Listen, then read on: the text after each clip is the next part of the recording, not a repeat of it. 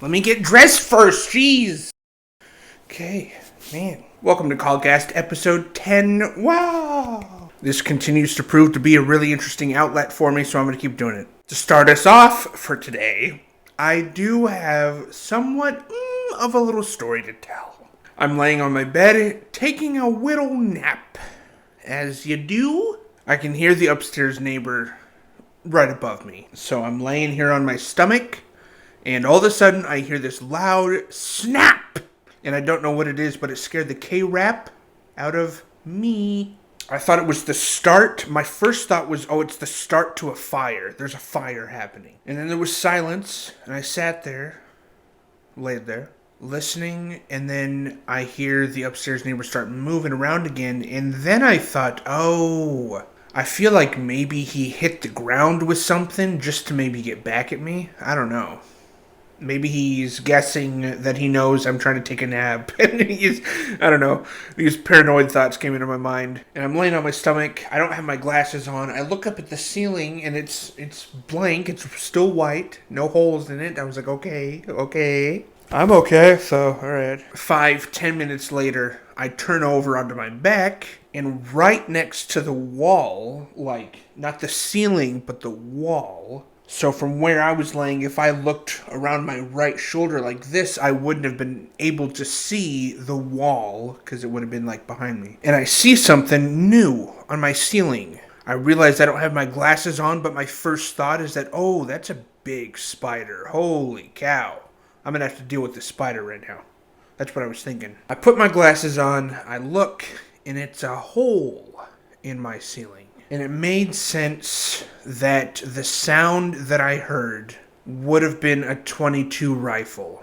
Because I was trying to place it. It sounded like a belt buckle hit a hardwood floor. It was so loud. So I shot up out of my bed, my heart's racing. I examine the hole, and I realize that there's two holes. The bullet came through my ceiling and went into my wall. So there's two holes. And there's drywall all over my bed still.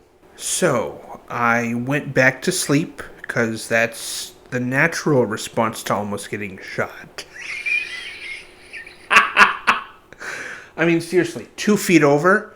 And if it would have been angled differently, it would have... Okay, so I'm not saying that I almost got shot, but this is the closest I've ever been to getting shot. I was on the receiving end, and I can name 5-6 mass shootings that have happened in our country in the last 2 weeks, and so for this to happen right after is just really nerve-wracking, and I can feel my opinions on guns growing a little bit firmer. And a .22 may not have killed me had it hit me. As far as I know, .22s really hurt, but... I'm built like an ox, so I don't know that it would have totally wiped me out. And it makes sense that it didn't go all the way through that second wall just because it is a .22, so it's not really going to have that much damage to offer. But for the next 30 minutes, I heard like light scraping and like pounding or tapping up there, so I almost feel like the upstairs neighbor was like making the hole go away on his part. Whereas on my part, it's still there. So, I called the cops. I called the police. They came over. We had some tea, played Monopoly. Now I brought them into my room. I showed them the holes. They made sure it didn't go through on the other side of the bathroom. And then they went upstairs and they talked to them. And I don't know what's going to come of it. I'm going to go talk to the property manager tomorrow and tell him there's 2 big holes in my apartment now that I did not do. I have no part in. And it's so scary because I also have a firearm that I've been afraid for the year that I've had it. This same thing would happen, but from me to one of the neighbors. And to have it happen to me is unexpected. I think it was definitely unintentional. It was probably an accident. He was probably cleaning his gun. I once was living with a guy who was cleaning his .22 rifle, shot it through the wall and almost hit his own brother. It was like 2 feet from his brother. So this was almost the same exact scenario, but I ain't your brother. So when I saw that it was a hole and then I connected the sound to the hole, I was, the like that came out of me was very genuine. I was not acting. There were no cameras. It was completely, oh my gosh. That was a gunshot. Oh, it could have been so much worse, but I'm glad it wasn't. So it's just an interesting progression of me realizing that it was a bullet. Out of all the thoughts, the amount of minutes that passed before I realized that it was. There's this other story that came to mind throughout this day of another kind of extreme situation where I realized late the severity of the situation I was in. So last year, I'm working for the state of Oregon. My job during the pandemic was to provide gloves, masks, gowns to all of Oregon. Businesses, schools, all of it. I don't think anybody else was doing that in the pandemic, so it was just me and my team. I get out of work with my boss. We're both walking to our cars. We have some general rapport, and we're just chit-chatting. He says something about my car. He compliments something. Oh, it was the remote start. I started my car, and he was like, oh, I'm jealous of that. We laughed. I realized as I was pulling away that he stayed there. He must have been looking at his phone or something, and I drove away. I drove a mile down to the light, which I'm now going to turn left. There's 2 lanes. I'm going to turn left and then get over, and that's the highway. The smartest idea if you want to get on the highway in these 2 left lanes is to be in the far right left lane. Hopefully you can picture that if you're listening to this podcast, but you make the left turn, you get right over into the lane. So I do the smart thing. As I'm making the left turn, I notice this car just like flying next to me, making the same left turn in the left lane. And then he flies over after the left turn. He flies over 2 lanes of traffic right in front of me. So I flip him the bird, and I can see that he sees it in his mirror. I can see him look in his mirror, and he sees me flip the bird. We go up to this second light that is right before the highway. We sit right next to each other, and I don't look over at him because I'm mad. I don't engage him and shout and yell at him. I just look forward because what I'm planning on doing is when his light turns green, because the light system goes far right lane can go, middle lane can go, far left lane can go. Is green, you merge onto the highway. So what I'm planning to do is when his light turns green before mine, I'm going to go in front of him. I'm going to cut him off. That's my plan. That's why I don't engage with him. His light turns green. I floor it. He's right behind me. We get on the highway. I merge over to the far left, kind of the fast lane, right in front of him. And then I just go on my way, and I get away from all the traffic, and I just go pretty dang fast. 10 minutes later, on the highway, as I'm driving back, now in the middle lane, I'm just cruising, nobody's intense around me or anything. I think to myself, was that my boss? No, it couldn't have been. Because I don't know cars very well, so I didn't even connect that his car was the same one that cut me off, that I flipped off and then, cut off in return. Lo and behold, it was my boss. Luckily, he was cool about it. I brought him a coffee in the morning and we laughed about it and told the rest of the staff. But dude, the amount of ways that could have gone. I could have been fired, probably. But again, that is one of those stories that the late realization just kills me. Why didn't I realize it in the moment? Or here, why didn't I realize that was a bullet right away instead of 15 minutes later? I don't know. Some situations I've put myself in have played out like that, where my realization to the severity of the situation comes very late. It's this one time, my buddy had this Rottweiler, and I go and I pet this Rottweiler, and right as I put my hand on its back, it looks at me and I didn't interpret that look correctly, so I put my hand back on the dog. Right as I do, it goes, wah, wah, wah! My arm now has holes in it, it's bleeding, people are crying. Not me, obviously. But I just didn't even click that the dog was actually saying what I thought he might have been saying, which is, no, you don't get to touch me. Your buddy can, but you don't get to. Dogs can be hard to read. There was another time that I was probably 5 or 6 years old, and I was just taking a morning walk around the cul-de-sac. As I get around to the neighbor that's across from my house, so I do the whole loop, his massive St. Bernard is sitting in the front yard tied to a tree, and that's not normal. That wasn't usual. Usually it was in the backyard. I walk up to the St. Bernard, and we had a rapport, so I just go, hey, hey, hey, and I try to put my hand on top of its head. All of a sudden its mouth goes, whoa, and my hand went in its mouth. Like, it engulfed my hand. I had bite marks on my wrists. Sorry, my wrist. Come to find out, that dog had just gotten its shots that morning, so it was super grumpy. I don't know why it was out in the front yard tied to a tree. And one of the other neighbor kids had been slamming its bike up to the backyard fence and, like, terrorizing the dog, so I didn't know that. And I was not one of those kids doing that, so it didn't need to bite me, but it felt like it needed to, and I'll forgive it at some point. While we're on the topic of dogs being bitten, my earliest memory at all on this earth is my grandma, my Bubby's little toy poodle, lunging at my face when I was like 3 years old. I swear it's my first memory. That dog I was terrorizing, I was backing it into a corner. I was like 3 years old. I was on the floor and it was on the couch, and I was like, and the dog went pop and just like bit me in the face. And that's my first memory of coming into existence. It jump-started me. And it dropped my IQ by 19 points. You guys ever used the wrong gender bathroom? I have, let me tell you. There was one time in Upward Basketball, which is a whole organization nationally and I think internationally as well. I know it to be true. We're just getting done with a bunch of games, and this is important to the story. My dad is wearing a red and black jacket.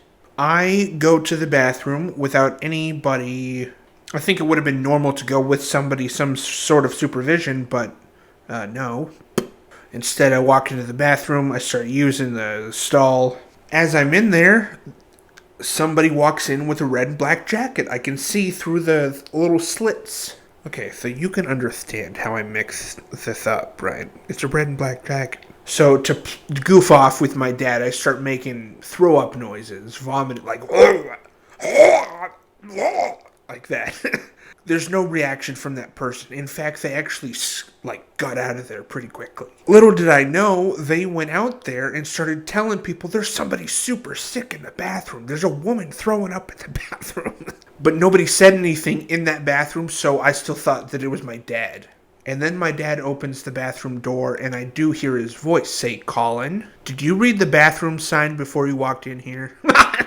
And I was like, I want to say that I did. I did not. I completely scarred this one woman. Luckily, nobody else was in there at the time. And then there was another time in Brazil. I was at a church congregation, and a lot of times during church, I would understand that the pastor is coming to an end, like he's wrapping up pretty soon. So I'm gonna go to the bathroom and wait it out, race against the clock at that point. So I choose to do that this time.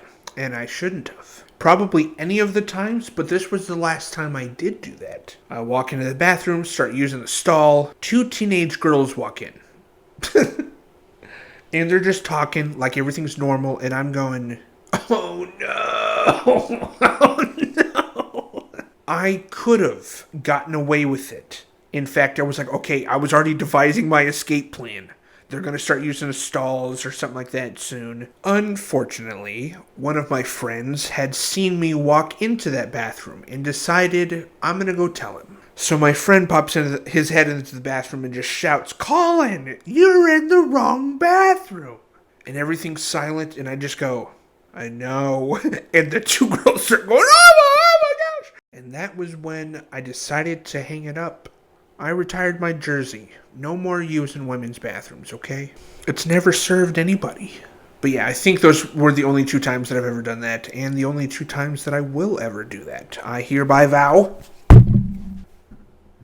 Alright, so those are some stories from my life that I wanted to share on this podcast. I'm glad that I have the opportunity to Because sometimes during the week, these stories will pop into my head. And I'm like, oh my gosh, I've never told this story long form in front of any sort of an audience. And so I think it would be important to either write them down or start sharing them. One thing that I wanted to start doing recently actually was start writing down every memory.